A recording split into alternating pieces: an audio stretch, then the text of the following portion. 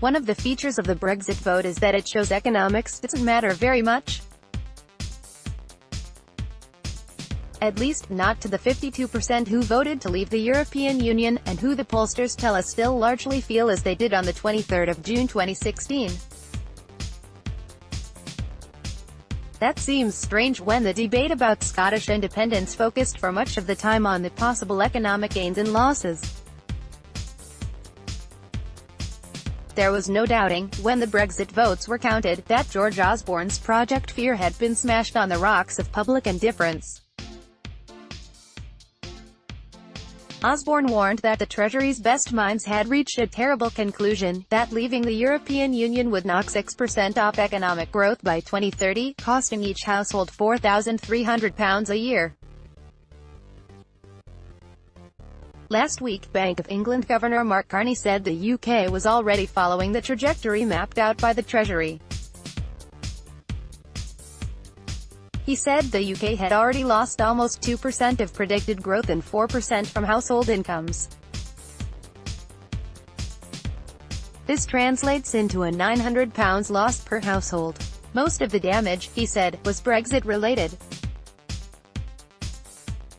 The result is that the economy is £40 billion smaller than it would have been without Brexit. It's possible to show that this amounts to a £15 billion loss of tax revenue, or £300 million a week. Liberal Democrat leader Vince Cable was appalled by this confirmation of all his worst fears. Labour MP and Arch Remainer Chuka Umunna was equally indignant that the experts had been proved right. He tweeted, "Brexit is already costing every person in this country hundreds of pounds in lower income, and we haven't even left yet." The public, on the other hand, appeared to be nonplussed. This is partly because the loss is a notional one, based on economic forecasts that the Treasury and Bank of England have become notorious for getting wrong over the last 10 years. More importantly, the Brexit vote was born of several factors unrelated to economics, such as reclaiming power from the European Court of Justice, or ending EU rules that block attempts to control the country's borders. This is an unfortunate situation, because what Carney has to say is important. It's true, as the Brexiters say, that much of the loss to households flows from a one-off inflationary reaction to the lower pound, which pushed the cost of imported goods higher. Yet a cliff-edge Brexit featuring only a basic trade deal, something that remains a possibility, could trigger another fall in the pound, ushering in a second dose of import-led inflation. Carney made this warning explicit in a speech last week that revealed the bank is prepared to withdraw its plans for raising interest rates if this happens. Inflation, he said, had cut household spending power and accounted for around a third of the £900 loss. The remaining two-thirds was due to lost productivity, and that was largely due to a collapse in investment. Figures from the Organization for Economic Cooperation and Development documenting foreign direct investment show a 90% collapse in flows to the UK in 2017 compared with the previous year. Granted, the previous year was characterized by a strong recovery from a miserable 2014 and 2015. Nevertheless, a 90% fall in funds coming to the UK shows how fragile Britain's reputation among corporate investors has become, and how positive sentiment can evaporate almost overnight. Large domestic companies are of the same mind. They are the main losers from the Brexit vote and the costly trade and customs arrangements it could usher in. They are the most averse to making investment decisions until the situation is clearer. And even then, if it becomes obvious that a hard Brexit is the most likely result, with a customs deal no better than Canada's, they might ditch their investment plans altogether. This scenario is possible, and it's right that Carney makes the cost explicit to the public. One day, they might want to pay attention. Rupert Murdoch's strategy seems to have been threatened by Comcast. Photograph, Adrian Sanchez Gonzalez, AFP, Getty Images. Disney faces battle for fairy tale ending at Sky. Comcast is threatening to scupper Rupert Murdoch's fairy tale ending with Disney. The cable and media group is plotting to make a knockout bid for 21st Century Fox's entertainment assets, which Murdoch has agreed to sell to Disney.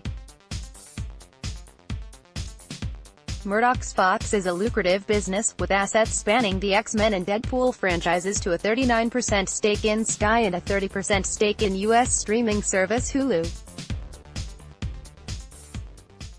Disney's $52 billion all-stock deal appealed to Murdoch more than Comcast's original cash offer last year, which was 16% higher but raised questions over regulatory and tax hurdles. But Comcast is not so easily deterred. It already has a £22 billion offer tabled for Sky itself that would make it the world's largest pay TV company. Like Disney, however, Comcast has its eyes on global expansion and the rise of Netflix, which means taking a tilt at the wider Fox group. Disney, meanwhile, needs Fox to supercharge its belated entry into the world of streaming, having already pulled its immense film catalog, from Star Wars to Toy Story, off Netflix in the US in preparation for its own streaming service. Because Disney already owns 30% of Hulu, Fox's stake would give it control of two outlets over which to spread its vast entertainment fare. However, Comcast also owns major assets including the maker of Downton Abbey and Made in Chelsea, as well as Pixar rival DreamWorks, creator of Shrek and Kung Fu Panda, and Universal Studios. It is well aware of the need for lots of content in a world dominated by streaming. Comcast spies global reach. Only 9% of its revenues come outside the US, and pay TV in its home market is hitting saturation and facing decline. Taking over Sky would make that 25% overnight. The strategic rationales for Comcast or Disney buying Fox are both strong. Both will have to dig deeper in order to win. Terry Smith, skeptical about the index's value. Photograph, Sarah Lee for The Guardian. FTSE 100 as no guide to UK economy's health. How bad can things be? The FTSE 100 index is on a great run. The barometer of the nation's biggest companies last week recorded new highs around the 7,900 level. The round number of 8,000 is in sight. Then prepare for the big one, 10,000. So banish your Brexit blues, and enjoy the vote of confidence in the UK. Unfortunately, the above paragraph is complete rubbish.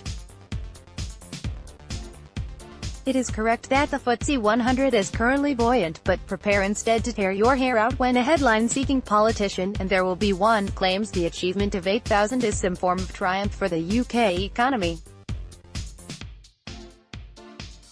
He or she will be spouting nonsense. The characteristics of the FTSE 100 index make me marvel at people who use the index as a product or guide to enable them to invest in the UK, wrote Terry Smith in this year's letter to investors in his fund, Smith Fund. He's right. As he pointed out, 4 of the top 10 constituents gave a breakdown of the UK contribution to their total sales last year, and the numbers were 1% at Rio Tinto's, 3.8% at GlaxoSmithKline, 8% at AstraZeneca and 14.5% at Vodafone. Therein lies the clue to one factor behind last week's uptick. The pound has been weak, thereby inflating the value of dollars and euros earned overseas when translated into sterling, the currency in which share prices are quoted in London. Expressed in dollars, the FTSE is still well below its highs. The idiosyncratic makeup of the FTSE 100 doesn't matter in the sense that everyone knows what they're getting, or should. The London Stock Exchange calls it London's global benchmark. Is it even a good global index, though? As Smith also wrote, only 1.8% of the FTSE 100 was in information technology at the end of last year, versus 23.9% for the main U.S. index, the S. So, if you believe the IT sector is best placed to reflect global growth in the decades ahead, ignore the FTSE.